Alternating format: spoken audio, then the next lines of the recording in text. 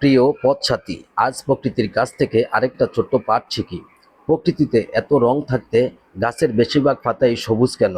জানেন এর কারণ? আপনি কি কখনো ভেবেছেন গাছের বেশিরভাগ পাতাই সবুজ কেন?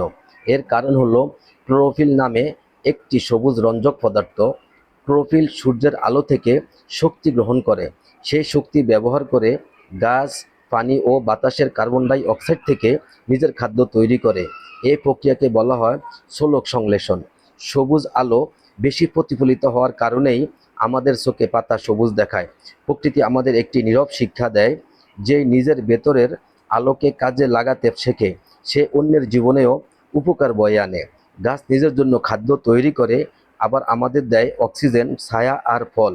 হয়তো মানুষের জীবনও এমন হওয়া উচিত, নিজেকে গড়ে তুলে অন্যের উপকার করা। আপনার মতে মানুষের সবচেয়ে সুন্দর গুণ কোনটি? মন্তব্যে আপনার মতামত জানাবেন। প্রিয় পথসাথী, ভালো থাকবেন, নিজের খেয়াল রাখবেন। আবার দেখা হবে প্রকৃতির পাটে।